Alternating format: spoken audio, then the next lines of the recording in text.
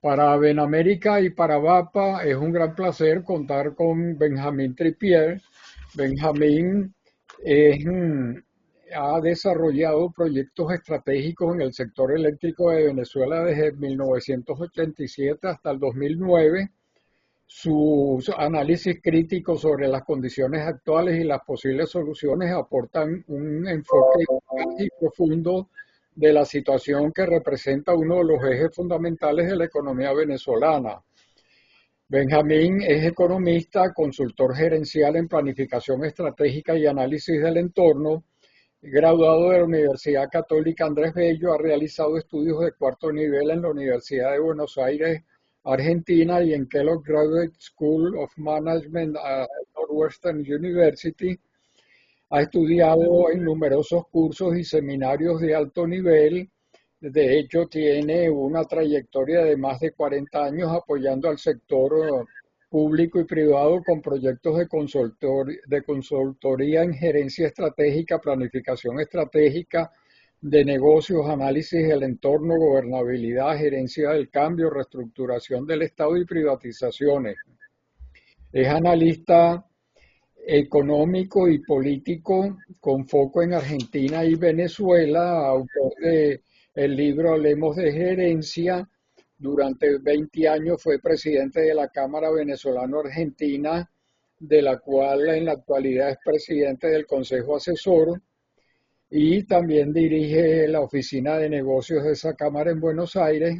Es columnista del Nacional, tiene 6.1 millones de seguidores en X, donde publica Vitrina Venezuela 3 veces a la semana y donde incluye temas que no son noticias pero deberían serlo, así como su análisis del entorno dominical. También escribe para Infobae. Es conferencista frecuente y participante en entrevistas de radio y televisión, y actualmente es socio ejecutivo de NTN Consultores, una firma de consultoría que ya tiene 32 años con oficina en Buenos Aires y Caracas. Dicho todo esto, dejamos entonces en el uso de la palabra a Benjamín. Adelante, Benjamín. Hola, ¿cómo están? Es más largo de lo que yo me imaginaba la introducción, pero son tantos años que, en fin, lo de los 6 millones de seguidores no son míos, son del Nacional, déjenme decirles, para no apropiarme este, de elementos que, pero sí la lectoría que me pasan cada 15 a 20 días es bien importante, gracias a Dios, pese a que el análisis de entorno es largo de leer, alrededor de 6 minutos. Y en general en el ambiente de redes la gente al minuto, minuto y medio ya suelta. Pero mis seguidores los leen completos y eso es un valor que agradezco profundamente. Vamos a entrar con esto de compartir la pantalla y entrar en el librito. Estoy en el librito. Perfecto. Las láminas en general son para principalmente una ayuda a memoria. Hay algunos temas en los que soy insistente porque quiero ser insistente en esto, ¿no? Esto del pasado nos explica cada vez menos. Lo sigo usando desde hace unos cuantos años a este eslogan, más que nada porque en toda esta etapa que creemos que yo particularmente creo que va a empezar antes de fin de año, la nueva etapa, tendemos a recordar y a repetir algunas cosas como que pudiéramos hacerlas mejor. Lo que sí les digo es que muy poco de lo que supimos e hicimos, etcétera, es válido para lo que viene por delante, ¿no? Más que nada por esta otra frase, que es muy cliché, pero es apropiada, de que los problemas que tenemos no se pueden resolver con el mismo nivel con el que fueron creados, ¿no? Ok, de lo que vamos a conversar es la electricidad, pero como palanca de cualquier expectativa de futuro. Aquí quiero agradecer a Carlos y a Eduardo, a Benamérica y a Bapa por la invitación. Y bueno, nos lanzamos. Y básicamente entiendo que vamos a ser parte de una especie de plan Marshall, pensando que Trump ha escogido 3 puntos focales en la región sobre los cuales va a marcar el futuro de nuestra región, donde por primera vez no somos totalmente el patio de atrás, y si somos, vamos a hacer un patio de atrás arregladito. Ese plan Marshall, estas 3 puntos focales son Milei, María Corina Machado y Bukele. Independientemente de que nos gusten o no nos gusten los que comparten fórmula para esta trilogía, en el caso de María Corina Machado ya se han arrancado negociaciones en el sentido de ¿qué te doy a cambio de que inviertas con nosotros? O sea, va a ser un plan Marshall, pero y con algún tipo de interés de intercambio. Y no sé si habrán notado, pero en el mapita de Venezuela que puse, con toda claridad destaqué al lago del Guri. ¿Okay?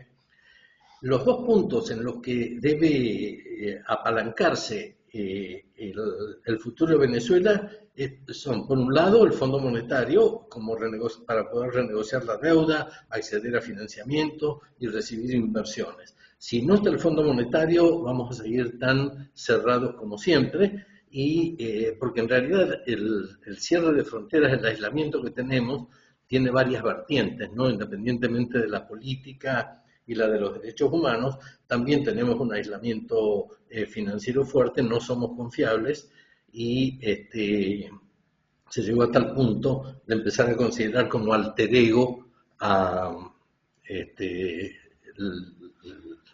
la nación con PDVSA.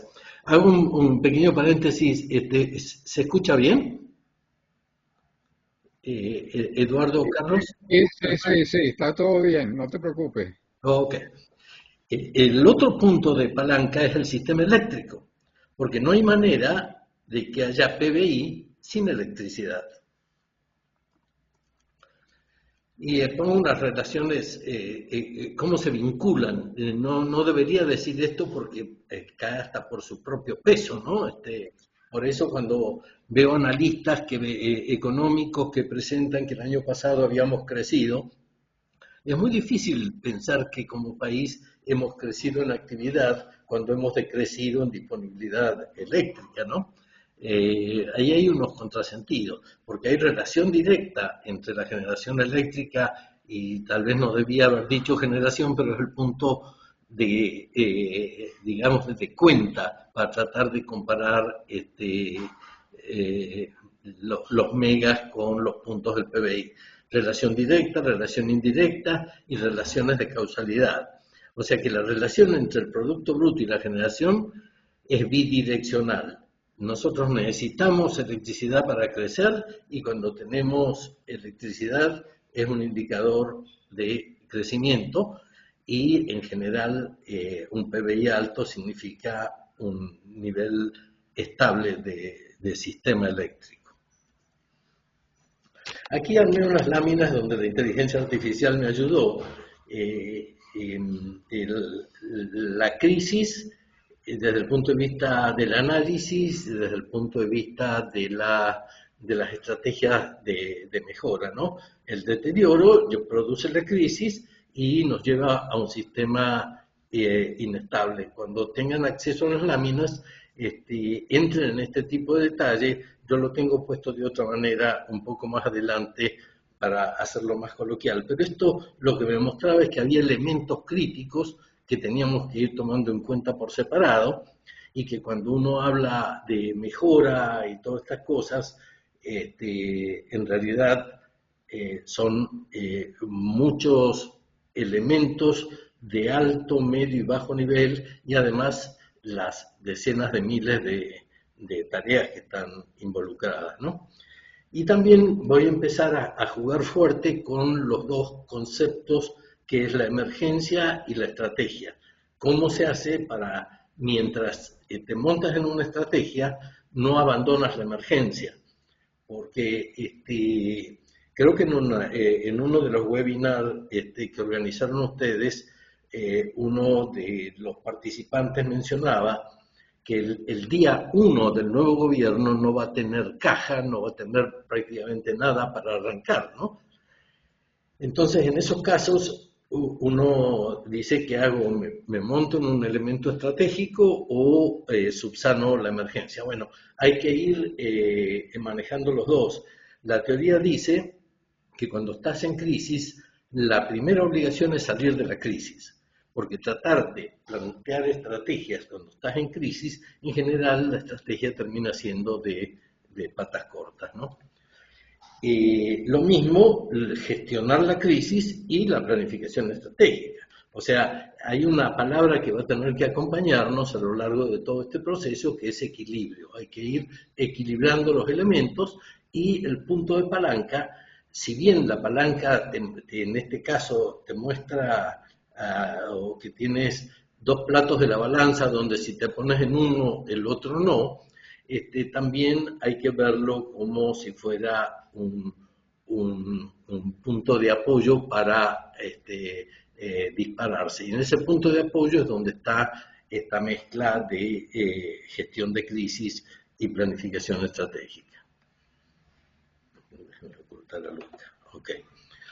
Ok, entonces, si vamos a detallarlo, es lo que ya todos sabemos. Yo no me paro mucho en esto porque los que estamos en este tipo de temas lo conocemos, pero por las dudas, para asegurarnos que estamos en la misma página, paso rápidamente de la insuficiencia de generación, la dependencia es tradicional, no es nueva, pero hoy se pone un poco más complicada de lo hidroeléctrico. Ha sido tradicional también que la termoeléctrica ha sido siempre inferior de lo que podría haber sido, por un tema a lo mejor de costos de despacho, algo por el estilo, pero en realidad se ha caído rápidamente la termoelectricidad y si tenemos alguito agarrado con alfileres es gracias a la hidro, ¿no?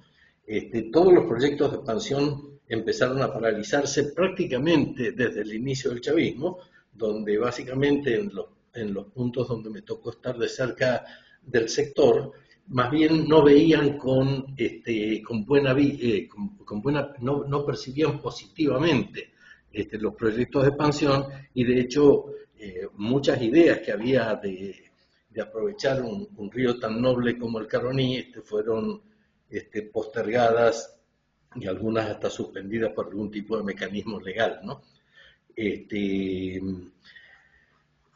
Bueno, entonces, por eso me parecía injusto cuando yo comparaba la generación con el PBI, porque en realidad la optimización de la generación está a través de la transmisión y de la distribución, que se han ido quedando y cualquiera que conozca más o menos de cerca lo que es uno de los transportes extra pesados de electricidad, se puede dar cuenta que no hay una iguana que pueda ni siquiera abrir la boca del tamaño del cable que tiene que morder, ¿no? Había como un concepto de banalizar ciertas cosas cuando en realidad todos los días estamos perdiendo un transformador de distribución residencial o comercial y canibalizando, o sea que cada vez que se nos va la luz, cada vez que regresa, piensen que en otro lado del país perdió eso porque el transformador que nos pusieron salió de otro lado. Es un proceso de canibalización que lo que hace es volverse un proceso involutivo, ¿no? Bueno, falta de inversión y capacitación, una de las cosas de las que el sector eléctrico venezolano supo sentirse orgulloso era de la inversión y de la capacitación, gente de primera línea mundial, podría decir, más que nada por las especificidades que tenía, por ejemplo, en el caso de nuestra transmisión troncal y lo que era la generación hidro, ¿no? La manera de manejarla. Conozco proyectos hidro en distintas partes del mundo, desde Tres Gargantas hasta el río Neuquén, y lo que supimos tener en el Caroní era de marca mayor, ¿no? Y después lo otro que hace falta hasta para poner en marcha una turbina hidro, que es el combustible. O sea, necesitamos de alguna manera que hubiera habido como una distribución diferente, y hoy en este momento estamos con una capacidad muy limitada para producir un combustible que es básicamente primario en el sentido de la utilización de las plantas que procesan el petróleo, ¿no?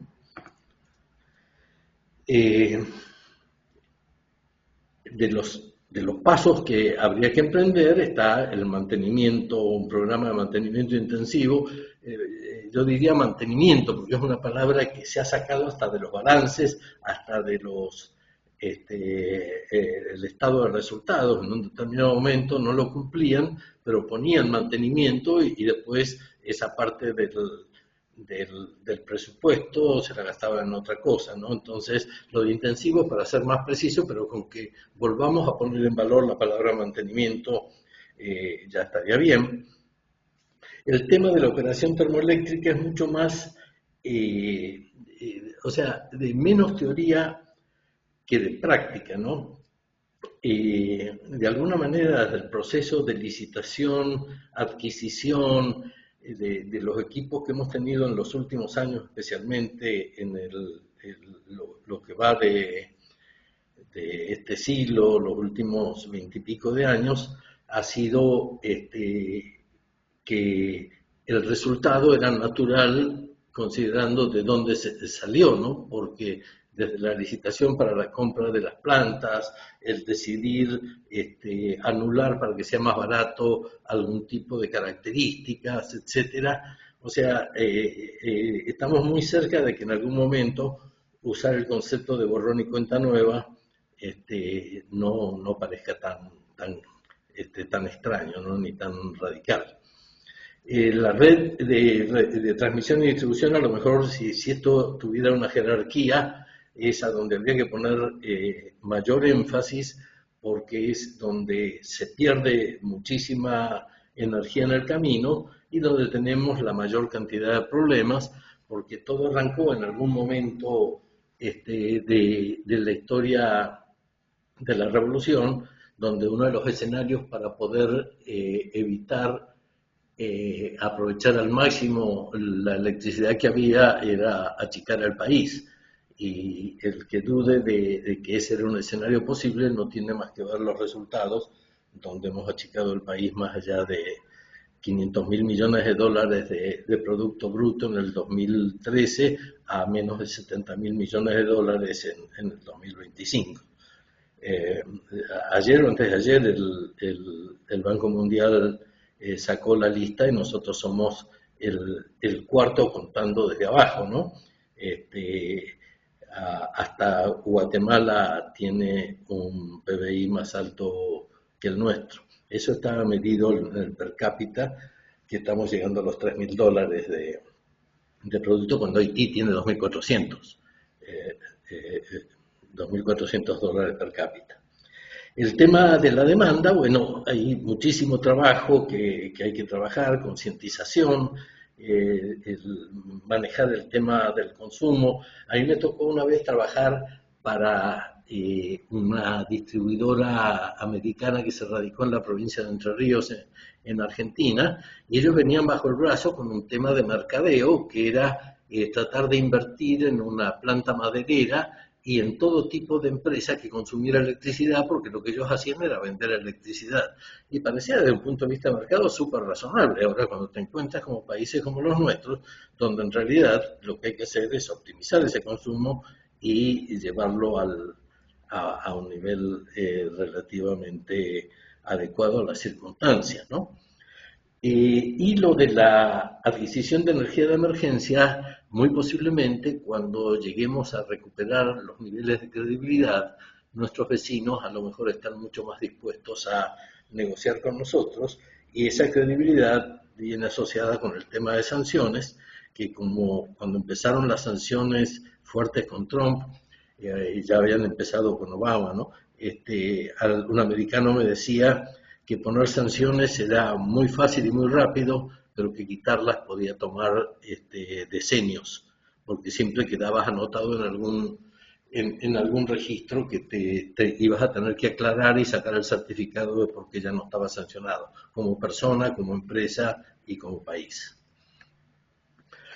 Desde el punto de vista de las soluciones de mediano y largo plazo, la más fuerte me parece a mí que es desde el punto de vista de la estructura de Corpoelec.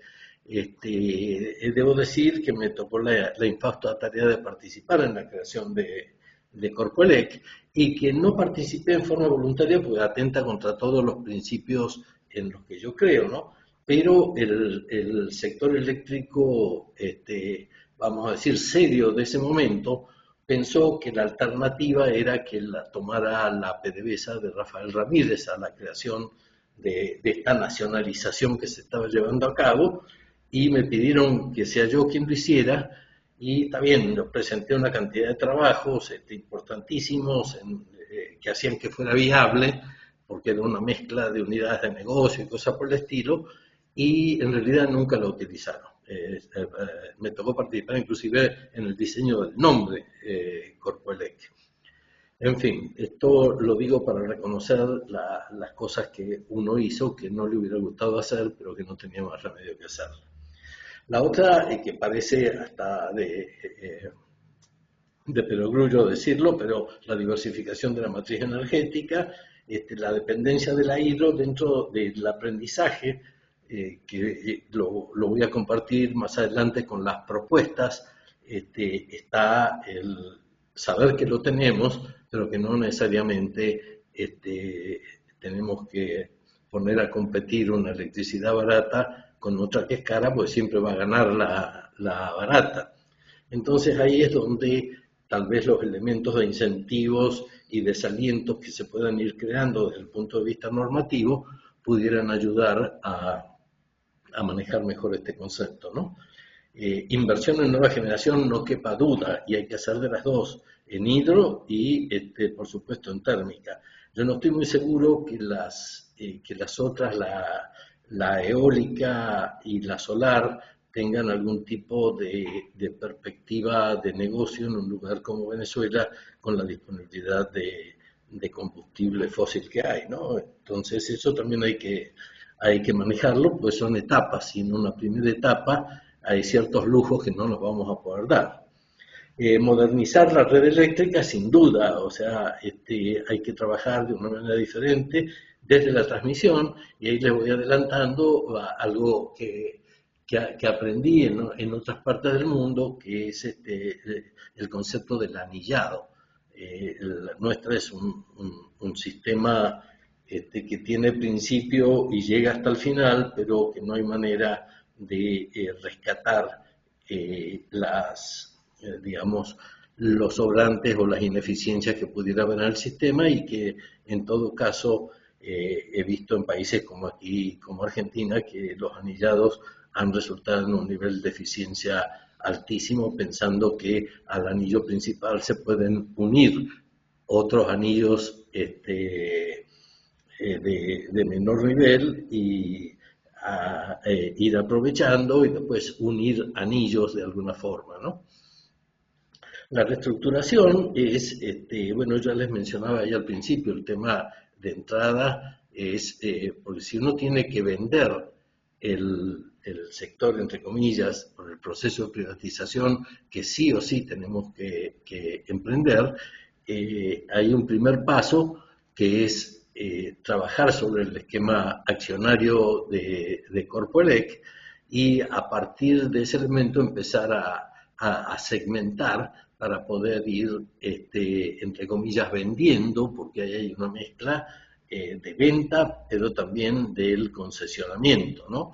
Y del tipo de arreglo que mejor se parezca. A mí me tocó trabajar en la ley eléctrica que promulgó Caldera y que años después se echó para atrás Chávez, que también se hizo con un benchmark con Argentina. También pasamos un tiempo aquí trabajando en las maneras que podíamos adaptar a un sistema que funciona muy bien, y realmente quedó con un conjunto de actores que eran los que hacían falta, ¿no? Y todos privatizables, donde el único elemento del Estado, en definitiva, terminaba siendo el ente regulador. Nosotros tuvimos todo ese tipo de cosas y algunas las tenemos, pero ha habido un proceso de desinstitucionalización tan fuerte en Venezuela, donde ya no tiene mucho sentido en hablar del rol de los actores, porque no son más que de papel, ¿no? Bueno, el capital humano, el tema más que desarrollo es rescate, que vamos a hacer para motivar a que gente de muchísimo nivel pueda pensar en retornar. No solamente por el hecho de que puedan haberse asentado en otros países, sino hay un tema que también nos está marcando y está marcando también por lo que yo creo que es el final del chavismo, que es el cambio generacional. O sea, habemos los que estamos de salida y no tenemos los que están de entrada. Entonces ahí tenemos todo un tema en el que posiblemente tengamos que volver a las estrategias de Latinoamérica a principios del siglo XX, que es importar físicos, importar matemáticos, importar geólogos, importar todo aquello que dábamos por hecho y que con esfuerzos gigantescos, donde también me tocó participar en su reorganización final, que era la Fundación Gran Mariscal de Ayacucho, logramos sacar 30.000 profesionales al exterior, de los cuales en un escenario que a lo mejor es, no sé si optimista o pesimista, donde 3.000 hayan quedado como sólidos, pero éramos la planta de profesionales de primer nivel más grande de la región.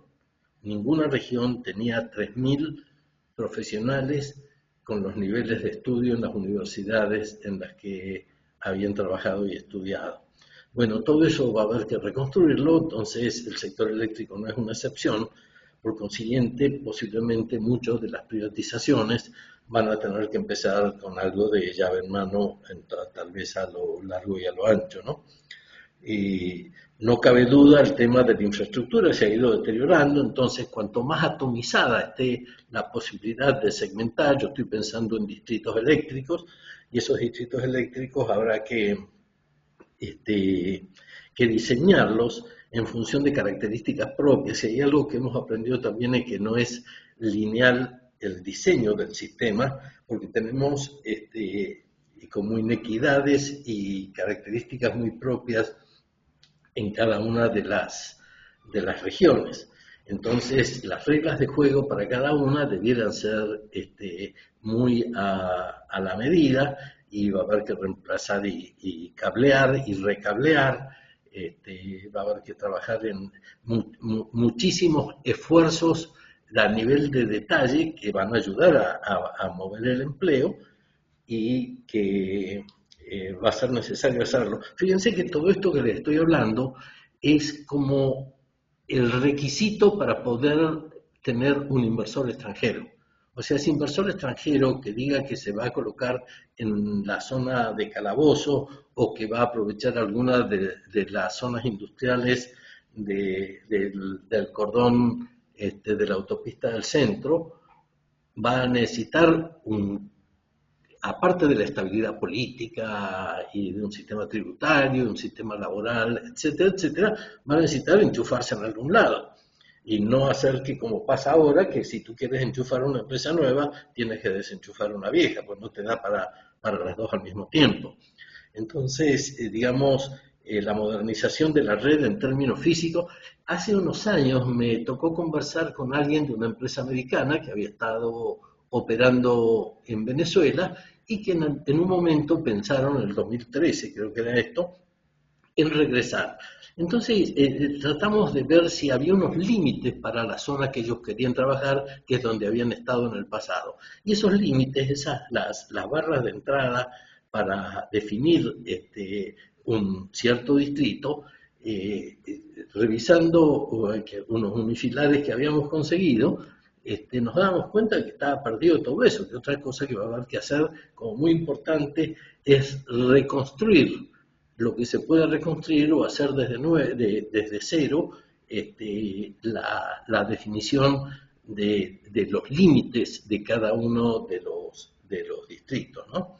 Y bueno, la reestructuración ya es algo que es recurrente, tiene que haber un marco regulatorio, tiene que trabajarse en principalmente lo que a lo largo de los años en PDVSA llamábamos lecciones aprendidas.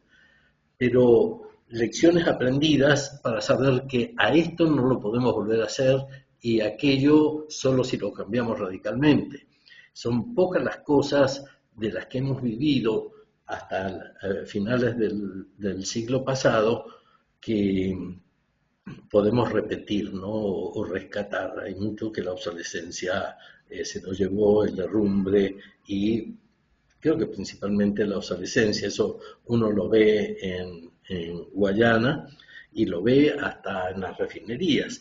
Yo he trabajado mucho tiempo para Amoay, de hecho hice plan estratégico para Amoay, sistema de datos para Amoay, me tocó alinear los sistemas de compra de todas las refinerías de PDVSA para tratar de buscar ventaja y desventaja, pero con esto decirles que yo llegaba frecuentemente en avión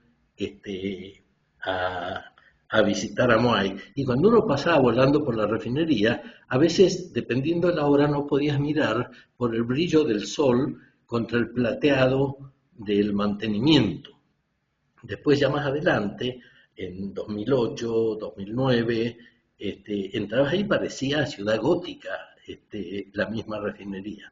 O sea, el drama es mucho más profundo de lo que puede parecer y es bien importante estar consciente de eso porque si no, la solución no va a tener la profundidad que debería tener, ¿no? Bueno, investigación y desarrollo es un concepto que ya no existe en Venezuela, pero que sin embargo fue gran parte del motor que llevó a que llegáramos. Me tocó trabajar mucho en el tablazo y me tocó crear Indesca, la compañía, la empresa de investigación y desarrollo del Grupo Zuliano que estaba en el tablazo.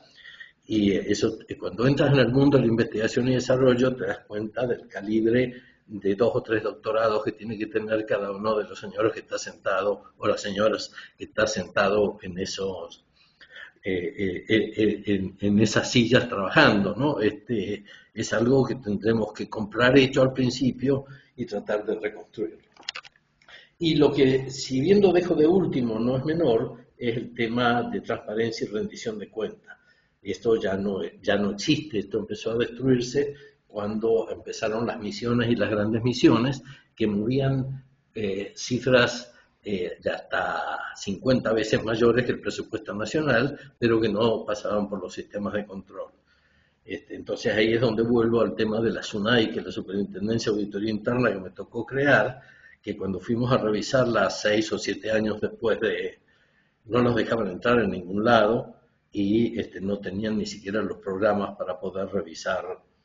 Entonces hubo que actualizar, y esto se los cuento así como una digresión, hubo que actualizarla, entonces nos pidieron presentar una propuesta para refrescar y actualizar la organización. Y nos pusieron a competir contra la Universidad de Pinar del Río de Cuba. Bueno, por supuesto la ganaron los cubanos y así es como estamos, ¿no? O sea, ya es por diseño que las cosas estaban destinadas a no hacerse bien. A ver qué más tengo por acá. Ok. La inversión, yo puedo pasar de 40.000 millones de dólares a 500.000 millones de dólares dependiendo de la amplitud y la profundidad que le vaya a dar. Pero es muy posible que en los primeros presupuestos y la primera construcción proyectada del Producto Bruto que vayamos a tener post-chavismo, nos encontremos con que el 30% como mínimo o como máximo o como razonable por experiencia en países como Ecuador y Argentina, se lo va a llevar la deuda externa. Entonces, de ahí en adelante, en el otro 70%, hay que trabajar para muchísimas cosas. Entonces, el tema es qué porcentaje va a poder dedicar el nuevo Estado al tema eléctrico. De allí que es tan importante el tema de la privatización. El Estado no va a tener durante por lo menos 10 años la capacidad de poder enfrentar este tipo de cosas. Entonces la privatización no es una línea de pensamiento, sino es una necesidad casi obligatoria de cumplir, ¿no?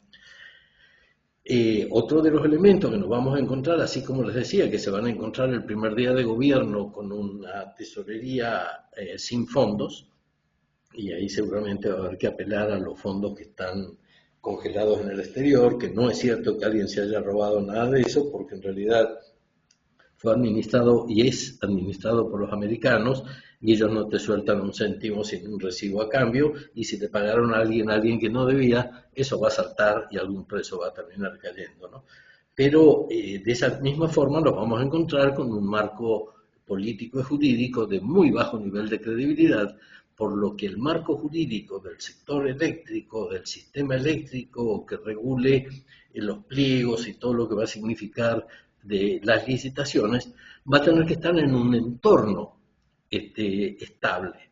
No es que solamente la parte jurídica energética puede tener vida propia. No va a tener sentido ni credibilidad si no se inserta en algo mucho mayor. Entonces, esto que les decía desde el principio, de ir balanceando lo estratégico con lo táctico, y lo táctico que es crítico y está colapsado, va a tener que ser manejado de maneras muy, muy a la medida de cada caso y no tener estrategias lineales, porque una estrategia lineal todo lo que va a hacer es que 33% salga bien, 33% no le importe a nadie y 33% seguramente va a salir mal. Hay que hacer las cosas caso a caso y con un perfil muy individualizado. Y no me cabe duda que el nuevo gobierno va a tener un compromiso político firme y sostenido para abordar la crisis de manera integral y prioritaria, como dice ahí, pero eso es en el alto nivel. Yo he tenido oportunidad y sigo teniendo oportunidad de escuchar los que van a seguramente ser los niveles operativos de la nueva etapa, y no necesariamente están conscientes de lo novedoso. Si alguno de ellos tuviera mi trayectoria y yo fuera una persona un poco más normal, posiblemente yo me dejara llevar por todo lo que he vivido y tratar de replicarlo. Por el tipo de profesión que tengo y de personalidad, yo trabajo ya desde hace tiempo con distintas inteligencias artificiales y sé cómo combinarlas, etcétera. En pocas palabras, estoy tratando de estar siempre un paso adelante y mirar lo menos posible por el espejo retrovisor. Pero eso no es el común. El común de la generación que va entre los 60 años y más es quedarse pegado a que lo que yo hice estaba bien o algo por el estilo, ¿no? O pensar que en vez de hacer borrón y cuenta nueva, creer que pueden rescatar cosas que no son rescatables. En fin, lo que me preocupa es que la voluntad política del altísimo nivel la veo firme y sostenida, pero no estoy muy seguro que los niveles que van a tener que acompañar en la parte gerencial y en la parte operativa coinciden con eso, y ahí vamos a tener que tener proyectos de gerencia del cambio muy fuertes, y la gerencia del cambio debería ser hasta un ministerio, o por lo menos una oficina a nivel de presidencia, que empiece a manejar todo el tema de la motivación, de los mensajes, de identificar las resistencias, y no digo que hay que quebrar la resistencia, porque en realidad siempre he pensado que la resistencia hay que ganársela para que se encamine en otra dirección y sin perderla, que no te arruine un proyecto político, ¿no? Y bueno, y la colaboración con organismos internacionales, ese es el trabajo gigantesco que está haciendo González Urrutia y que está haciendo María Corina afuera, y con la colaboración del gobierno de Trump, porque el gobierno de Biden no fue otra cosa que una complicidad progresista con el gobierno del chavismo. Entonces, el tema de los organismos internacionales colaborando, no me cabe duda que lo van a hacer, pero antes van a pedir que el Fondo Monetario esté presente, y antes van a pedir que tengamos un paquete legal, un marco jurídico que los proteja. Entonces, como ven, hay muchas cosas con las cuales va a ser muy difícil. En una entrevista que le hicieron ayer a Javier Milei, ellos mandaron a hacer un mapa general de leyes, decretos, resoluciones, etcétera, y estamos hablando de no menos de 1 millón de instrumentos que mueven el Estado argentino. Yo en algún momento pensé en hacerlo para el caso de Venezuela, pero en este momento me da la sensación de que no tiene mucho sentido gastar esfuerzos allí, sino tendríamos que buscar un elemento de anulación y reimpulso. Más que nada porque se fueron creando a lo largo del chavismo una cantidad de entidades y de normativas que nunca se utilizaron, pero que quedaron. Entonces, para ir a descontinuar algo que ya está descontinuado, se pierde mucho tiempo, y si hay algo que no tenemos para la nueva etapa, es tiempo. Vamos a tener que hacer las cosas muy rápidamente, porque vamos a tener la acechanza de la izquierda internacional muy cerquita, tratando de poner lo que se llaman palos en la rueda. Y si me ven muy inclinado al tema, a mezclar el tema político en todo esto, es porque no hay manera de que podamos arrancar una etapa netamente técnica, operacional o estratégica sin tener solucionado eso, ¿no? En conclusión, la crisis energética de Venezuela es un problema complejo, no existe una solución única e inmediata, se requiere un enfoque integral y sostenido, y la inversión, la planificación estratégica, la gestión eficiente y la voluntad política son elementos cruciales para superar la crisis, ¿no?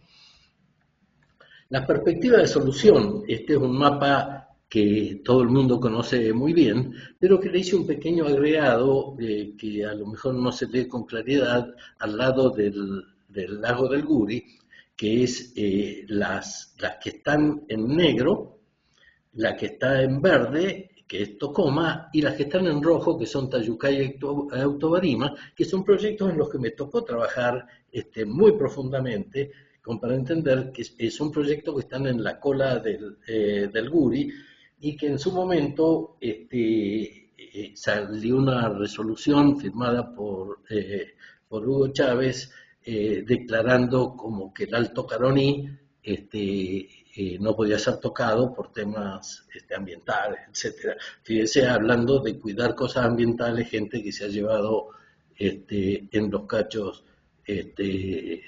todo lo que encontró en su camino. Tayucay y Alto Barima, si tuviéramos que ser un poquito más específicos, estarían en lo que llamaría el Caroní medio, ni siquiera en el Alto. En el Alto hay otros proyectos, pero no son del Caroní, sino de otros ríos que terminan sirviendo al Orinoco, en el caso de Cuchiveros, que es uno que me tocó estar muy directamente involucrado. Pero son todos proyectos que en algún lugar, si no los destruyeron, están guardados, pues se hicieron con mucho profesionalismo, y es algo que pudiera servir. Este es el mapa que conocemos, que está todo muy deteriorado, y posiblemente sirvan como una guía inicial de alto nivel, pero muy posiblemente haya que rediseñarlo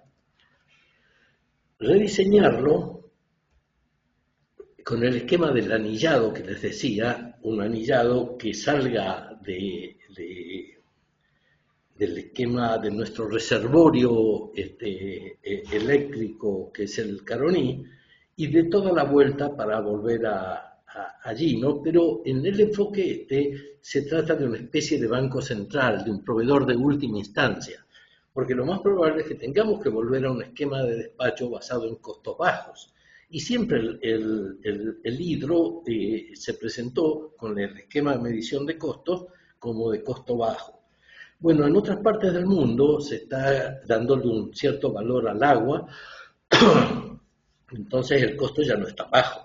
Y si colocas algún otro tipo de elementos que inhiban la facilidad con la que llegar al hidro, podría quedar como una especie de reservorio de generación eléctrica, y que a lo largo del anillado puedan ir saliendo distintos distritos eléctricos con la capacidad integral de tener su propia generación. Por ejemplo, en la zona de los Andes, en Uribante y Caparo, posiblemente y posiblemente haya que tener en ese distrito generación hidro con generación térmica. Y digamos que cada uno de los distritos tenga la capacidad de generación no solo para contribuir al sistema anillado interconectado, sino para asegurar la estabilidad de su distrito. Y que si hubiera que compensar con algo, entonces ahí es donde se despachan las máquinas del Caroní. O sea, es una idea que cambia el enfoque y es muy importante tratar de no aferrarnos a lo que tenemos, por más que parezca sólido. Por eso dejé a propósito este mapa original, primero porque no estoy muy seguro que tenga la estabilidad como para que si uno diga me voy a mover de tal lado a tal lado, eso funcione, porque en realidad lo que hemos visto es que el sistema de muy alto transporte termina en ciertas subestaciones que tienen problemas. Ahí yo dejé algo que había en el mapa, que era un círculo rosado, que es en general donde se supone que se produjo el problema del apagón gigante de 2019. Digamos, al estar concentrado ahí, uno dice, bueno, arreglo esto y sigo adelante. Pero resulta que la gran masa y los unifilares a los que me hacía referencia cuando conversaba con esta compañía americana, están de los cuadraditos que están en este mapa hacia abajo. Es una cosa gigantesca que va a requerir mucha especialización y focalización y políticas, estrategias y tácticas muy focalizadas en cada área para tratar de buscar una solución. No necesariamente estandarizar tecnologías, posiblemente no. Ha cambiado muchísimo desde el 2010, que fue, creo que la última vez que hubo algo más o menos serio en el sector eléctrico. De ahí en adelante todo fue deterioro, parche, improvisación y comprar caro lo más barato que se encontraba. Es muy duro lo que estoy diciendo, a veces me animo a escribirlo en los informes privados, pero aquí estoy en un ambiente entre amigos que me permite ser un poco más digamos, no solo vehemente, sino más ácido. La hoja de ruta es, no podemos olvidar el tema financiero, ¿no? Reestructuración de deudas va a ser muy importante. ¿Por qué? Porque las deudas, lo único que queda dando vueltas por ahí son los ADR que tenía la electricidad de Caracas, que nunca se pudieron levantar, y por consiguiente el tema de la electricidad de Caracas dentro de Corpoelec tiene un perfil diferente a todas las demás, ¿no? Reestructurando deudas, siempre Fondo Monetario, por eso lo puse de primera lámina, Fondo Monetario y electricidad son los dos elementos básicos para poder tener un futuro razonable.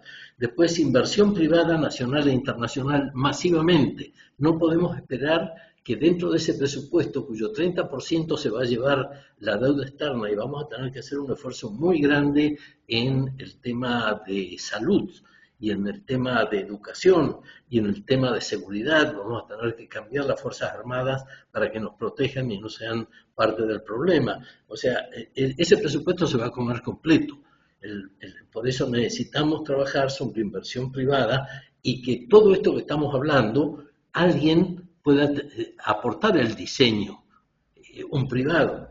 ¿Y el Estado qué es lo que va a hacer? Bueno, darle la bendición y asegurarse que haya una cierta consistencia, no alinear tecnologías, que creo que cada lugar tiene una fortaleza distinta en cuanto al perfil tecnológico que le va a hacer falta para su zona. Yo nunca me voy a olvidar cuando montaron la planta en Santa Elena de Guairén, que parecía una cosa totalmente aislada, y sin embargo esa gente vivió feliz, logró hacer una expansión de su propia capacidad instalada, y era un lugar perdido del mundo, que uno terminó conociéndolo cuando hubo que trabajar en la línea de 400 hacia Brasil, que al final no se hizo completa, sino creo que se hizo hasta Las Claritas, nada más, algo así. Y la otra, crear un fondo de inversión para activos eléctricos. Con esos tres elementos de plataforma y tomando lo que tenemos hoy, bueno, malo, etcétera, empezar a trabajar con los elementos, digamos, no necesariamente técnico-operativos, pero sí son los que te dan la capacidad de que lo técnico-operativo exista y funcione. El mercado de valores, no creo que mucho el mercado de valores, piensen que en el último cierre trimestral, la cartera de crédito de la banca venezolana total eran 2.400 millones de dólares, y yo creo que es menos que eso, pero bueno, vamos a pensar que eso es así, ¿no? Y esos 2.400 millones de dólares posiblemente sea la cartera de crédito de una sucursal en Medellín del segundo o tercer banco de Colombia. O sea, ese es nuestro tamaño. Y nosotros tenemos en el mercado de valores en Venezuela. Yo fui hasta hace 2 años presidente de una casa de bolsa y estuve muy activo en la bolsa de valores y demás. Lo que le puedo decir es que teníamos días en que la operación total del mercado eran 6.000 dólares. ¿Okay?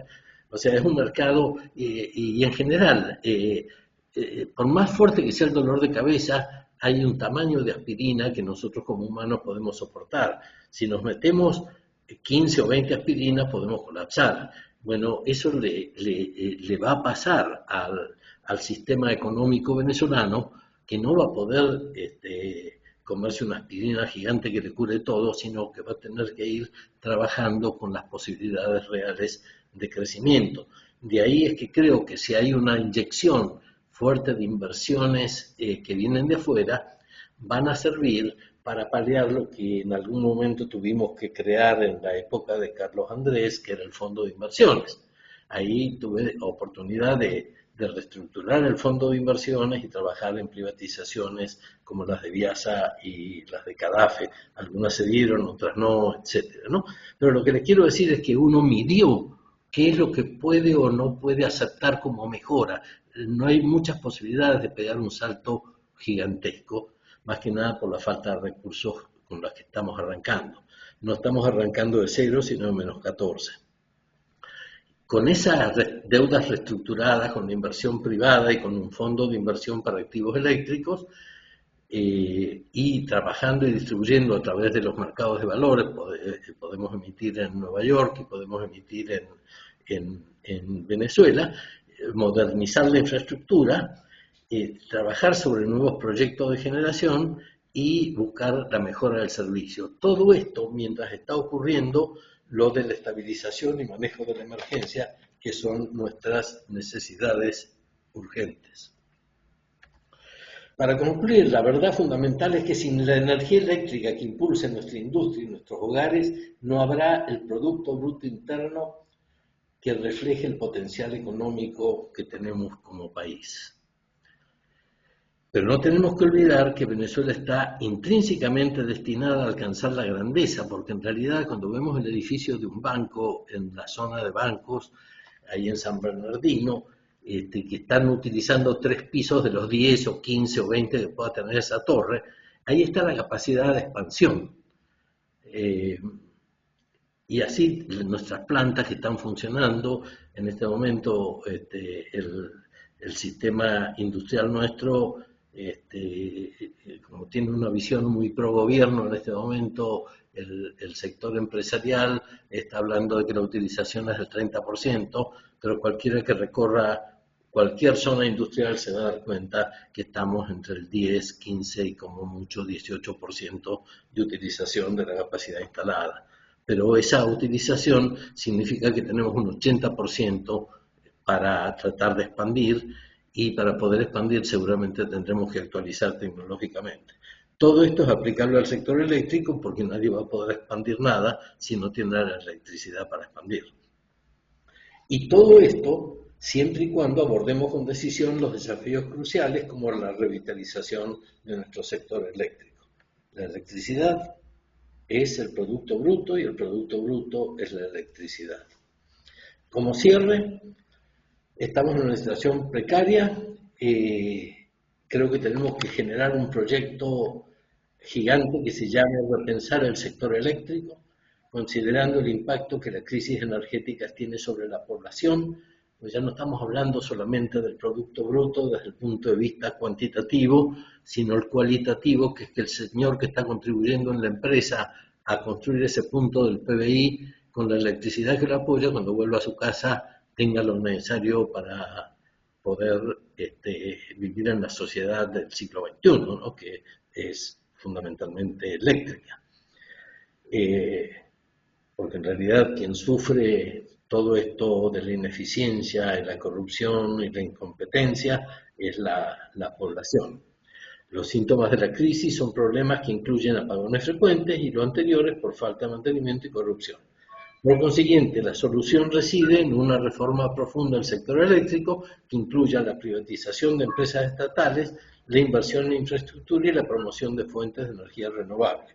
Y destacar la importancia de la transparencia y la rendición de cuentas en la gestión. Les agradezco lo que me escucharon, lo lancé todo junto y ahí tienen los códigos QR de las páginas que escribo en el Nacional y de la página web de la firma nuestra, Nueva Tecnología de Negocios, ¿okay? Y las direcciones donde contactarme, y me quedo a disposición de ustedes y de las preguntas. Gracias por su tiempo. Bueno, muchísimas gracias a ti, Benjamín, por una exposición tan integral del problema eléctrico en Venezuela. Creo que está sumamente interesante y hay una cantidad de preguntas. Muchísimas gracias de nuevo. Hay varias preguntas aquí. Primero que nada, ¿nos pudieras dar tu opinión sobre cómo debemos manejar la situación en Venezuela, donde no se paga la electricidad en los hogares? Además, hay que medirla y no sé si los medidores están en buenas condiciones. Y por último, si vamos a privatizar la industria eléctrica, los inversionistas necesitan tener ingresos para recuperar sus inversiones y tener ganancias. Sí, sí, no, está todo muy claro. Arráncame de nuevo la pregunta. Sí, la pregunta se centra en cómo, en que los hogares prácticamente no pagan la luz. Ah, ok. Hay Esto, que mire, medirla y los medidores no se sabe cómo están. sí, mira, llegar al tema medidores es un tramo largo. ¿Qué es lo que pasa? El chavismo pensó que con los ingresos petroleros era suficiente y que no tenía ni que cobrar impuestos ni que cobrar tarifas de absolutamente nada. Dentro de su filosofía de destrucción estaba el tema de lo doy todo gratis, ¿no? Entonces, ahora que están quedándose cortos, están tratando de volver por el tema del peaje, de impuestos, tasas y tratar de empezar a cobrar, pero no tienen ni siquiera actualizada la lista de quiénes son los que participan allí. Y en un trabajo que me tocó hacer bastante grande con Cadafe en su momento, esencialmente una empresa distribuidora, ahí hubo que trabajar sobre el tema de las pérdidas negras que superaban el 50%. Y eso significa que lo que para algunos sistemas eléctricos en algunos países es un ajuste, el tratar de rescatar las pérdidas negras, en el caso de Venezuela es la vida del negocio en sí mismo, porque tenemos un porcentaje que puede ser que no nos cobran porque no saben qué cobrarnos ni cuándo cobrarnos. El tema de medidores, cualquier empresa que se haga cargo de la distribución residencial, comercial o industrial en cualquiera de los que yo tengo en mente como distritos eléctricos, va a tener que pensar en todo eso. El caso piloto que me tocó hace unos años en la provincia de Entre Ríos, en Argentina, tuvieron que recablear y pasar de aéreo a subterráneo, empezar a colocar todo lo que son los lectores para medir. Hoy en día no necesitas andar teniendo el señor que va casa por casa midiendo, leyendo los medidores, sino todo eso se va dando en automático como ocurre con el sistema de telefonía celular, ¿no? Y ese tipo de cosas. Eso va a tener que ser responsabilidad específica de cada una de las empresas. Nosotros como nación no tenemos cómo ocuparnos de ese tema. Eso es algo que va a tener que ir resolviendo dentro de una estrategia que sí coloque el Estado, que va a estar en los pliegos de licitación, el secreto de que esto no salga bien o no salga mal va a estar en la construcción de los pliegos y en la identificación de los distritos grandes, medianos y pequeños. El tema donde sí va a tener que trabajar el Estado y va a tener que asignar algo del presupuesto que les decía, es para la parte de la emergencia, porque el primer día, que no van a tener plata en caja, van a necesitar que siga habiendo electricidad cuando para ese momento se ha producido una desbandada de lo que hasta casi niveles de gerentes, porque son pocos los gerentes, aunque déjame decirte que la base, yo los veo porque en la zona de mi casa en Caracas me ha tocado estar de cerca y llevarles cachitos y café, los que están en el combate de calle, que son los que hacen que se te reponga la electricidad cuando se va, trabajando sin guantes, sin botas y sin medio de comunicación, tienen que recorrer una calle para bajar a las distintas alcantarillas para ver dónde está el corte. Esa gente es la que hay que conservar, porque son tipos blindados. Pero de ahí para arriba vamos a tener que reconstruirlo y no va a ser sencillo.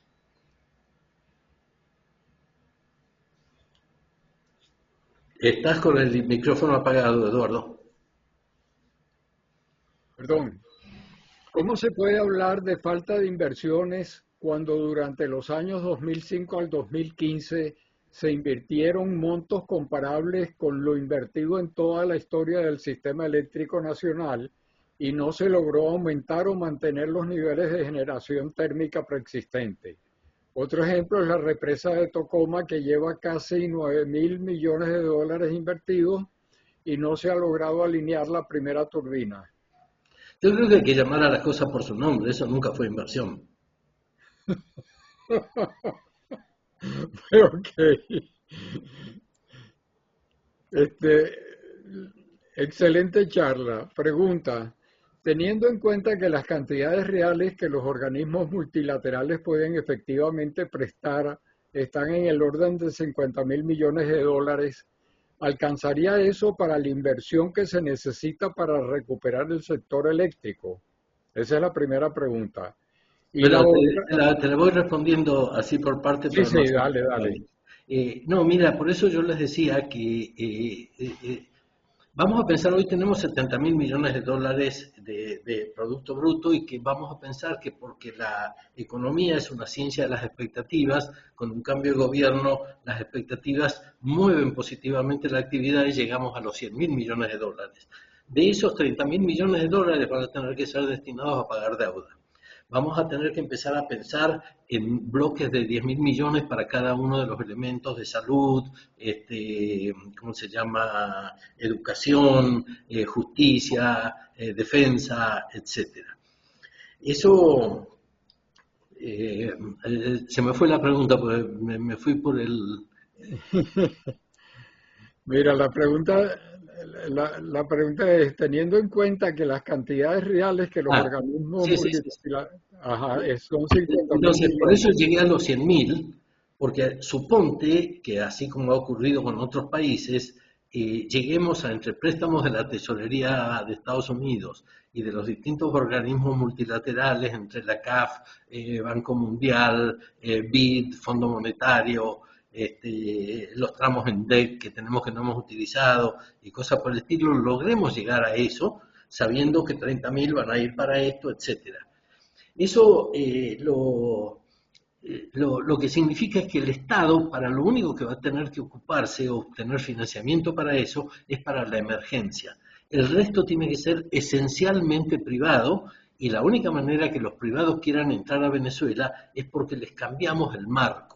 Entonces, de esos primeros 100.000 millones, algo va a tener que ir para la reforma del sistema jurídico, algo va a tener que ir para la reforma del sistema laboral, que es muy complicado poder entrar a un país que tiene ese tipo de situaciones, etcétera. O sea, en definitiva, yo al Estado no lo veo en otra posición como no sea la de administrar la crisis y contribuir con alguna firma internacional en el diseño o rediseño de alto nivel del sistema eléctrico, pensando que los diseños detallados van a estar en manos de cada empresa según el pliego al que le toque participar.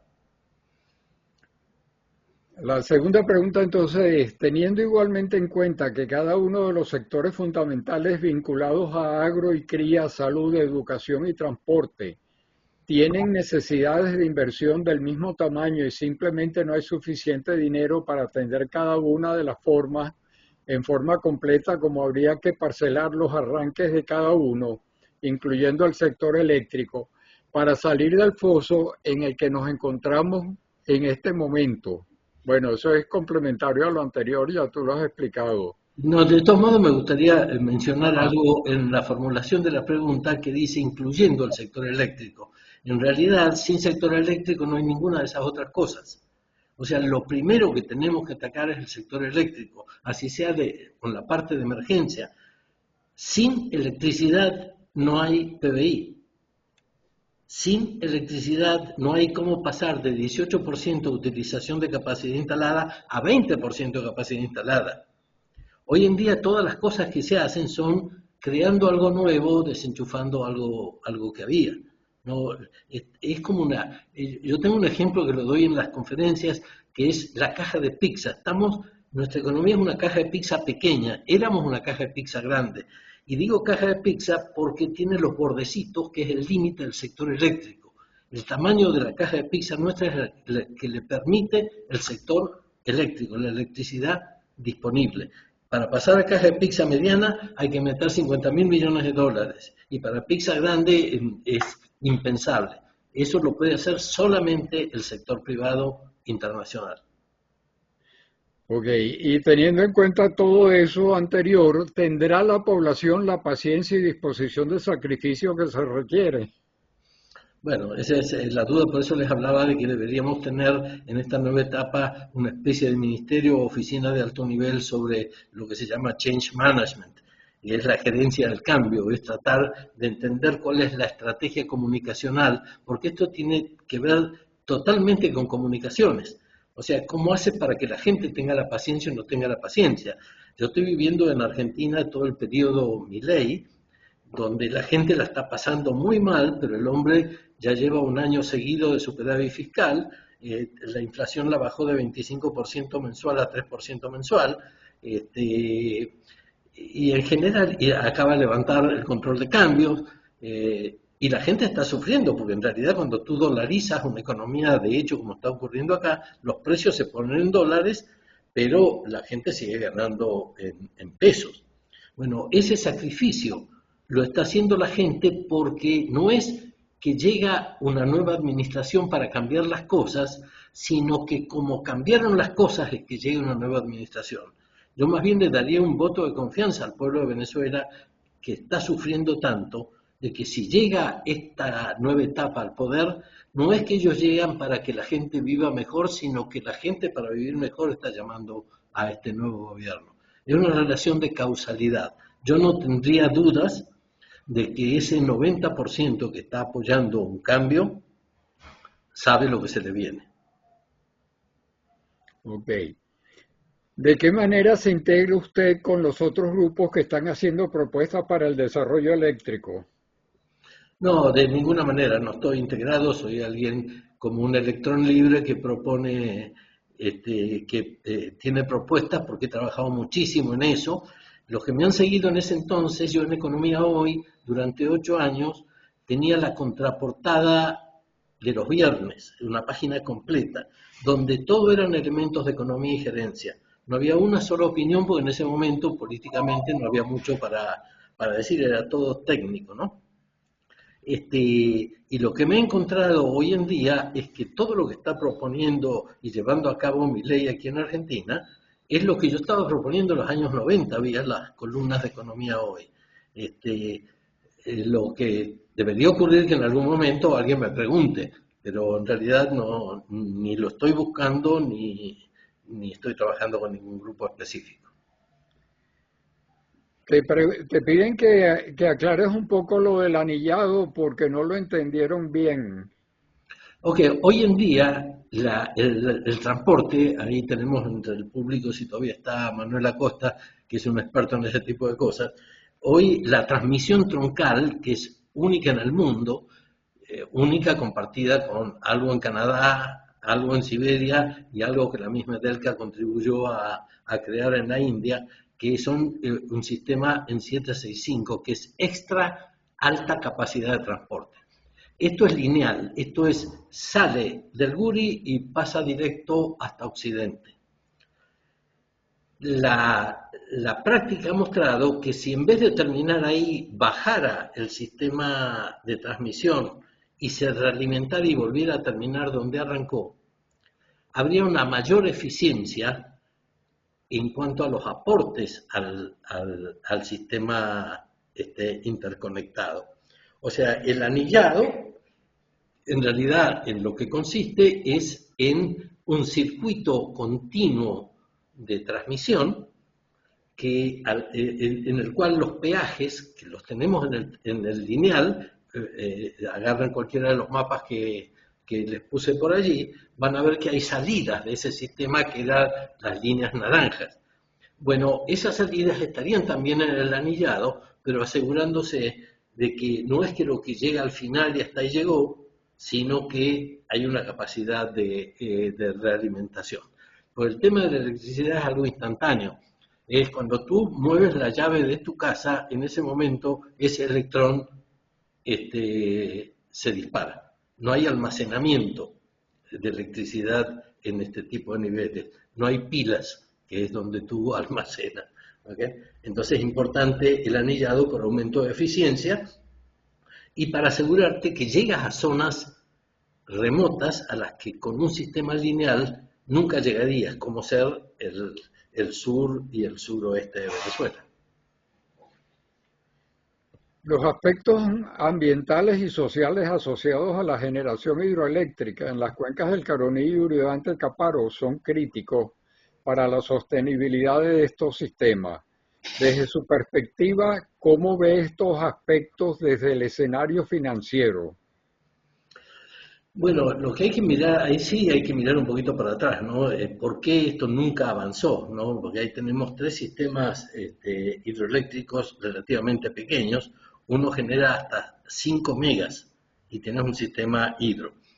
El punto es que si no hay un interesado económico para invertir allí, eso se quedará como está, porque el futuro de Venezuela es con gente que no vaya a vivir del Estado, sino que vaya a hacer que el Estado viva, que es un tema muy diferente. El privado que le toque visitar el distrito eléctrico que incluye esas fuentes de generación hídrica, que habrá que complementarla con algún tipo de generación térmica, tendrá que ocuparse de financiar todo eso y de negociar localmente. Fíjense que todo el centro oeste de los Estados Unidos y gran parte del interior de Argentina está basado en cooperativas eléctricas.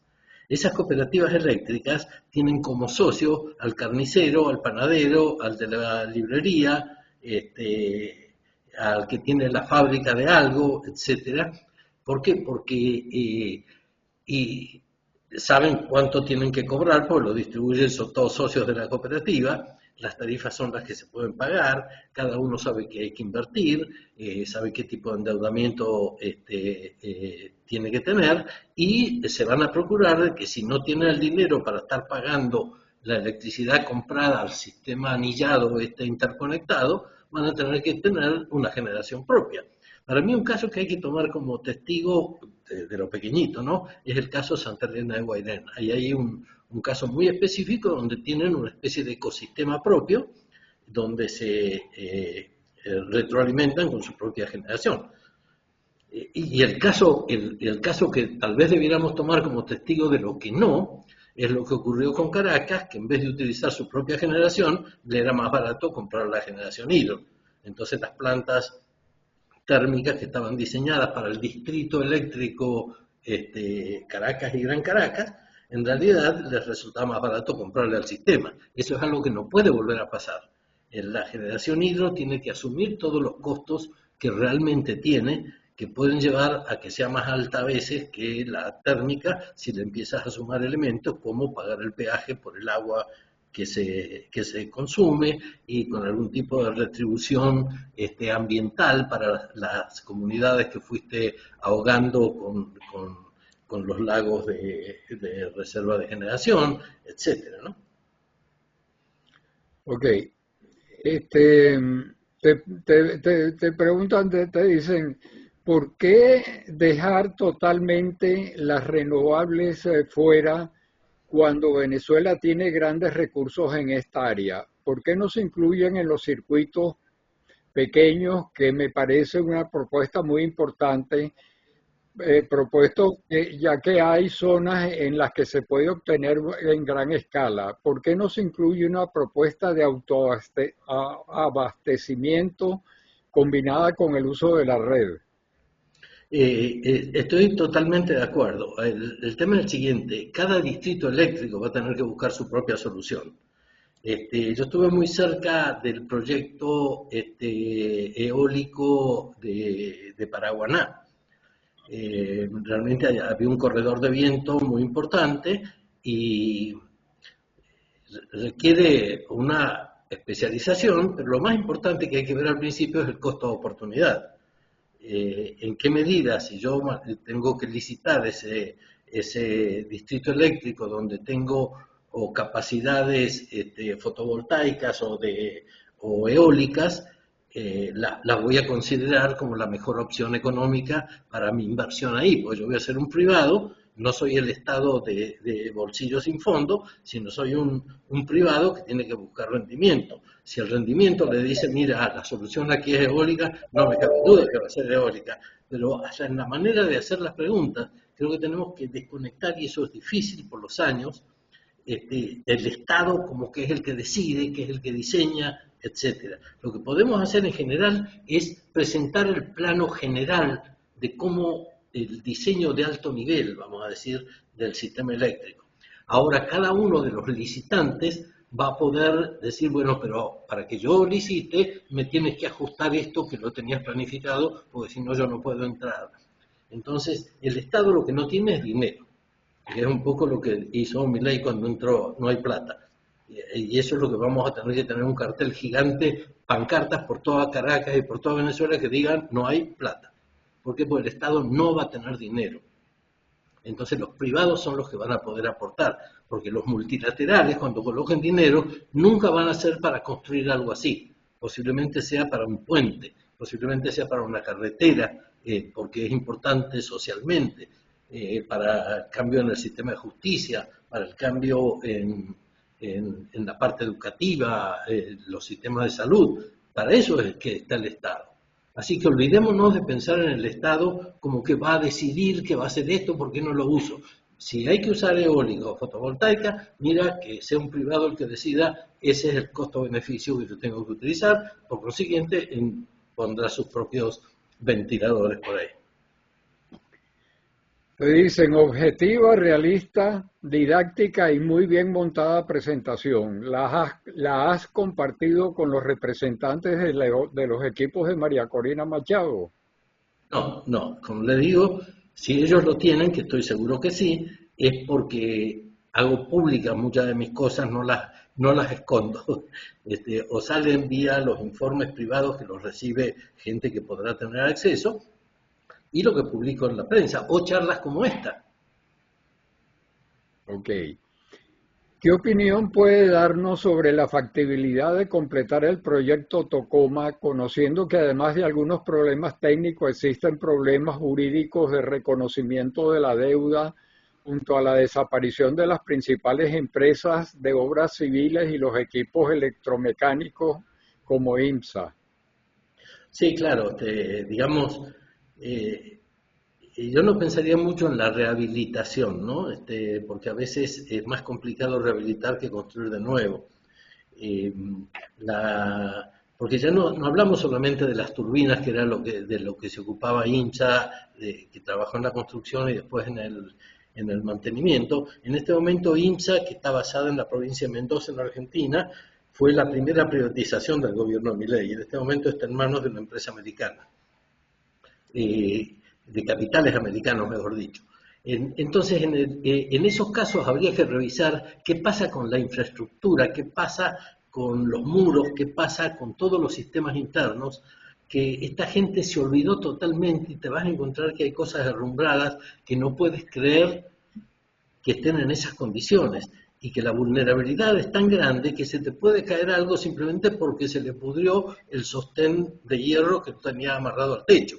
Entonces, creo que no pensaría en los proyectos como rescatables, sino en arrancar como de cero. Sé cuál es mi punto de partida, ahora cuál es el camino mejor para seguir adelante. Si el punto de partida es que el estatus de Tocoma, fíjate que Tocoma se llegó a hacer con un cambio de ministro de noche, porque no estaba prohibido ese proyecto, y sin embargo alguien de muy buena formación profesional en Edelca, en la parte de expansión, logró conseguir la aprobación política de ese proyecto, o sea, se sacó de la manga. Lo mismo que estos que se mandaron a parar con Autobarima y Tayucay. El caso es que hay que hacer una revisión, ni siquiera crítica, revisión de assessment, cuál es la situación, y de ahí decir qué me conviene más para lograr mi objetivo, no para salvar esto, sino para lograr mi objetivo de colocar 1000, 2000, 3000 megas de generación extra. ¿Okay?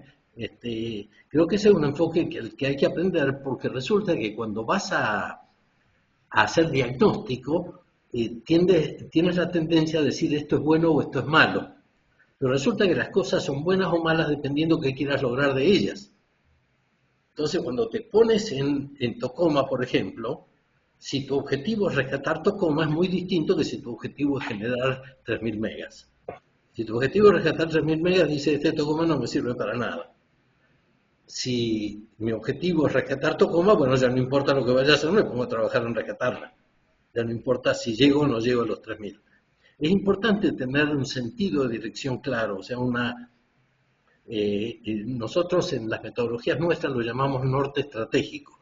Hay que tener bien claro cuál es el norte estratégico hacia el cual queremos dirigirnos, sabiendo que hay un camino que recorrer, que ese camino no es fácil y que no es todo el tiempo para adelante, a veces tienes que frenar, retroceder, etcétera, y que tienes límite que no puedes pasar. No te puedes salir de la carretera que tomaste con sentido de dirección hacia ese norte estratégico. La última pregunta que tenemos es decir, que el Fondo Monetario Internacional ni ningún multilateral va a aportar recursos para recuperar el sistema eléctrico nacional. ¿Puedes, por favor, ampliar porque el mismo argumento es válido para la industria petrolera? Sí, bueno, la industria petrolera, en la presentación que ustedes muy bien hicieron y que me encantó de los resultados de CERA, ahí quedó claro que la propuesta es una propuesta privada. ¿Por qué? Porque no hay plata. Entonces esto es algo muy parecido. La pregunta es, el Fondo Monetario tiene un doble rol. Una, el rol de asegurar que las deudas van a ser pagadas, las viejas, y que va a haber una cierta capacidad de endeudamiento que ellos puedan servir de garante. Y el otro es de fuente de financiamiento, porque es como si fuera el Banco Central de los bancos centrales, es el prestamista como de última instancia, donde él también puede colocar 30, 40, 50 mil millones de dólares. El punto es que cuando los vaya a colocar, van a penetrar en nuestro país a través del presupuesto. Y ese presupuesto no puede ser un presupuesto que termine recalentando y haciendo explotar la economía, porque tienes una cantidad de variables que tienes que ir manejando en forma balanceada. Por empezar, el problema nuestro de inflación es un problema de lo que se llama inflación estructural, inflación de costos, que tiene que ver con que siempre el output que lanzamos al mercado es inferior de la capacidad de demanda que tiene ese mercado. ¿Por qué? Por la recesión profunda. Pues el primer paso es netamente fiscal, es tratando de reactivar la economía real para que después la economía monetaria de alguna manera pueda administrar ese equilibrio. Hoy en día en Venezuela lo que tenemos es una economía netamente monetaria, donde todos creemos que lo podemos manejar con un encaje del 73%, con mantener una inyección de dólares, con permitir que haya dólares negros por ahí dando vueltas y cosas por el estilo. Y con una emisión monetaria que está sobreexcedida, no es salvaje como supo ser, pero una economía no es solamente el lado monetario, porque es un velo que te trabaja solamente sobre lo transaccional prácticamente de última milla. En realidad, el rescate de una economía es por la parte real, y la parte real no se mueve sin electricidad, así de sencillo, porque inclusive la parte financiera de la economía, que se mueve mucho por Internet y demás, no necesita que las torres de Internet retransmisoras tengan electricidad. O sea, la electricidad es el corazón, la plataforma de cualquier idea que tengamos de que este país crezca. Ok, ahora con esto finalizan las preguntas. Vamos a pasar al derecho de palabra. Les recordamos que es estrictamente por 1 minuto. Por favor, tengan sus preguntas específicas sobre el tema. Tiene la palabra Pedro Figueroa. Adelante, Pedro. Pedrito. Ahora sí me escuchas. Sí, Ok.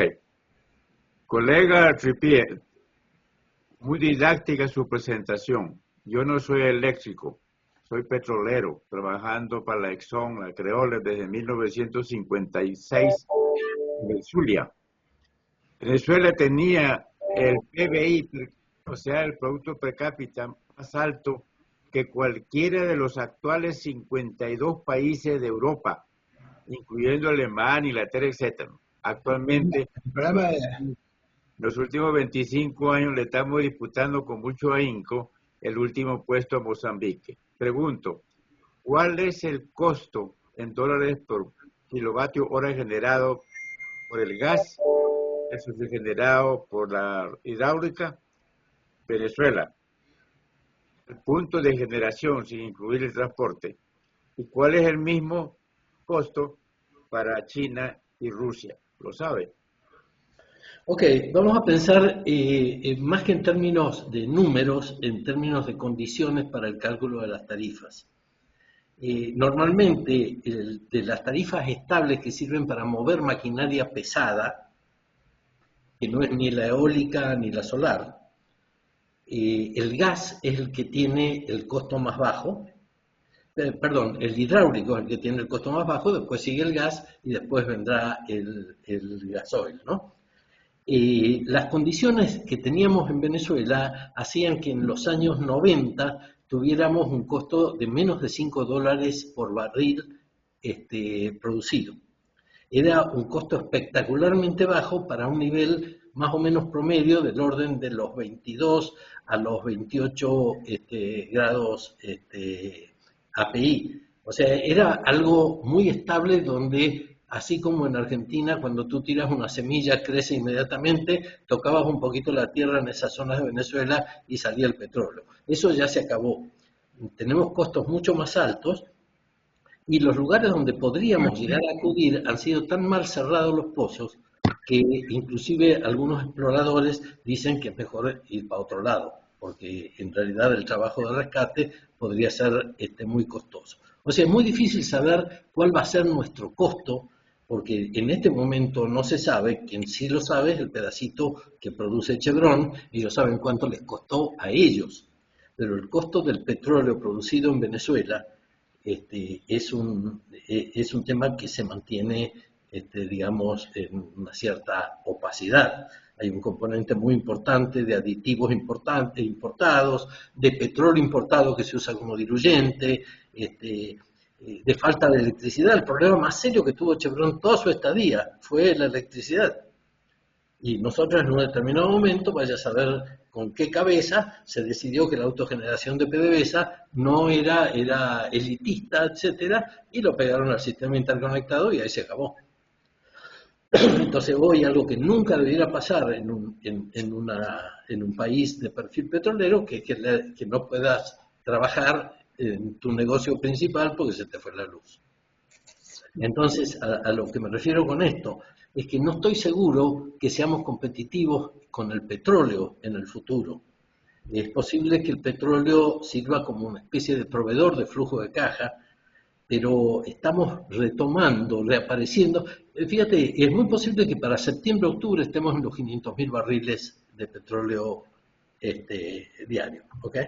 Ese es el nivel de caída que tengo la sensación por lo que voy restando de lo que vamos perdiendo y de la parte que no se está considerando, que es que la producción que está teniendo propia PDVSA lo está siendo apoyado en las 4 empresas de servicio que se tienen que ir ahora.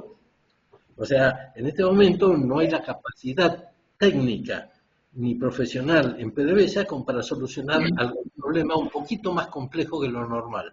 Que en este momento eso es transparente, porque tienes a Schlumberger, tienes a Halliburton, tienes a Waterford, etcétera, ¿no?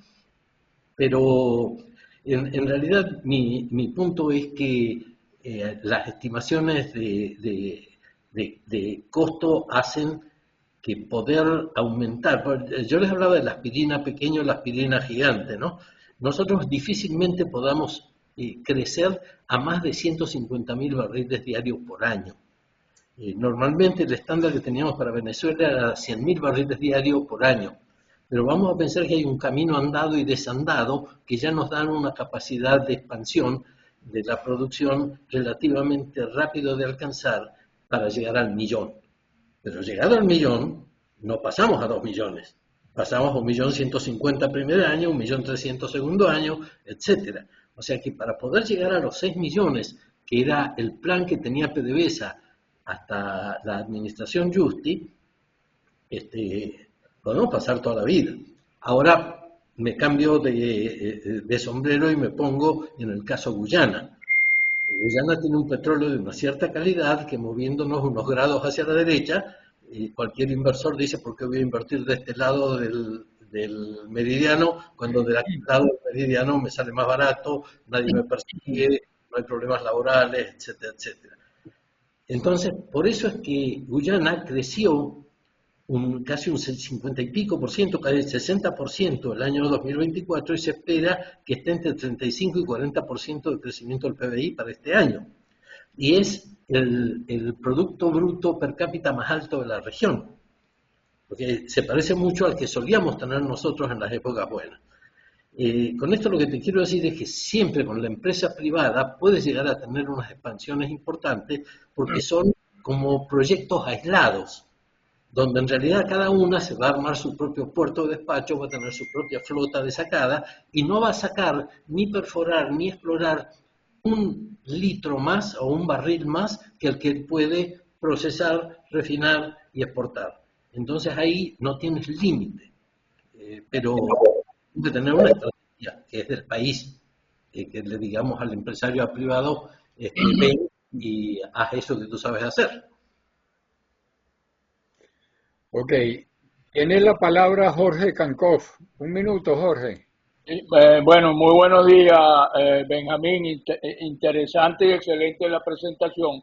Tengo 2 preguntas muy rápidas. ¿Qué pasó con los generadores que se compraron cuando Rafael Ramírez era el ministro de Energía y Petróleo y presidente de PDVSA? ¿Son recuperables para llevar a algunas zonas remotas? Y en otros países como Colombia, Brasil y Argentina, ¿cómo hacen con los que no pagan la luz? ¿Los subsidios vendrán de los que pagan la luz? Arranco de atrás para adelante con la última de los subsidios y demás. Ese es un problema del distribuidor que se gane esa licitación, Jorge. No es un problema del país, no es un problema del sistema eléctrico. Va a ser un problema de la empresa de distribución, que se va a tener que ocupar de cómo balancea dentro de su espectro. Vamos a decir que un tamaño adecuado para poder conseguir inversores de 100.000 clientes. Cuando tú tienes 100.000 clientes, 100.000 medidores, ya tienes un nivel de operación que te permite, digamos, la masa crítica para poder empezar a operar. Y ese de los 100.000 va a tener que ocuparse de trabajar con su propia gente, pues va a estar asociado posiblemente al panadero, al carnicero y al de la librería y al de las empresas que haya por ahí por la zona, para llegar a un acuerdo donde van a tener que subvencionar a algunas personas y van a tener que hacer aportes extraordinarios, y esa cooperativa o empresa, como funcione, va a repartir dividendos. Entonces posiblemente si el carnicero aportó mucho más porque se dio cuenta de que había gente que no podía pagar, bueno, en dividendos se llevará un poquito más que los demás. Con eso lo que te quiero decir es que ese es un problema que va a tener que tener el que se lleve ese espacio de distribución. No volvamos a pensar que el gobierno es el que se ocupa de esas cosas, porque no está bien, no fue mal, con eso no fue mal, porque inclusive cuando se habla de empresas del Estado, es un contrasentido, porque me pueden decir, mira que Delca fue manejada espectacularmente bien, o que la Goven espectacularmente bien, etcétera, pero tenían en el ADN el germen de la autodestrucción, porque eran del Estado. No había más que esperar un gobierno que cambiara el péndulo y se acababa. O sea, tú no puedes esperar sostenibilidad de una empresa del Estado. La sostenibilidad viene de alguien que se está jugando la vida todos los días en el bolsillo, que le duele el bolsillo, con un bombillo que no está prendido o una pared que no está pintada. Al que le duela eso, y cuando es empresa del Estado nunca les duela. Tú puedes tener buenísimas administraciones como las que tuvimos en Dagobén y en Edelca hasta el final, que se ocupaban de eso, hasta del bombillo y de la pintura. Pero sabemos, cuando está el Estado de por medio, eso no es sostenible. Esa es una parte. La otra parte de la pregunta, ¿cuál era la primera? La primera pregunta con relación a todos los generadores que se compraron. Ya está. Mira, ahí hubo un momento, yo estaba haciendo una exposición, no sé si estaba ahí Manuel, que me refiero a Manuel porque hemos trabajado juntos muchísimo tiempo, ¿no? Yo estaba haciendo una presentación en el auditorio grande de Delca en Macagua, donde, bueno, yo estaba hablando del plan estratégico y todo lo demás, pero por ahí apareció un orador que venía con lo que llamaban generación distribuida, que eran unas máquinas. Ustedes saben que los generadores privados vienen en racks que de 4 juntos te hacen 1 mega, dependiendo del tamaño del generador, ¿no? Entonces, con el asunto de la generación distribuida, los cubanos compraron en algún lado, ensamblaron y nos vendieron miles de generadores de estos de menos de 1 mega. Y se distribuyeron por todas partes. Pero en realidad, muy parecido a lo que ocurrió después cuando obligaron a la empresa privada a que cada empresa tuviera su propio generador y que exportara al sistema el sobrante, esos generadores nunca se prendieron. O sea, en algún momento vino el Estado y se los quitó y los utilizó para esto, para lo otro, pero en realidad son todas estrategias fallidas porque no son sistémicas, no son sostenibles. Entonces, digamos que no me preocuparía mucho qué hizo Rafael Ramírez con eso, porque seguramente se los gastó en algo o algo por el estilo. Yo no pensaría en que tengamos que, a menos que en el recorrido que seguramente vamos a tener que hacer espacio por espacio al sector eléctrico para ver qué tenemos, porque hay que saber de dónde estamos para ir, nos encontremos con que estaba cerrada en una caja un generador que era perfecto, que funcionaba, mira, descubrí tal cosa. Eso va a pasar, pero yo no iría a buscar cosas que sabemos que si se hicieron públicas se las robaron o se las gastaron, qué sé yo. No pensaría en eso. Tenemos que pensar fresco para adelante, y si por ahí encontramos una sorpresa con que algo estaba en una caja y nunca se abrió y está bien y nadie se lo robó, mira, bienvenido.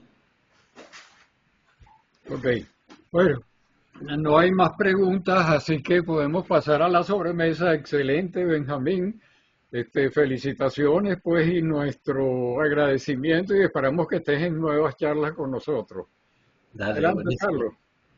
Bueno, gracias nuevamente, Benjamín. Muchas gracias por esta visión tan realista de la situación eléctrica de Venezuela. Como dijo Eduardo, pues, esperemos contar contigo en otras exposiciones, y estás invitado a todos los viernes que tenemos tu webinar o verlo posteriormente por la grabación.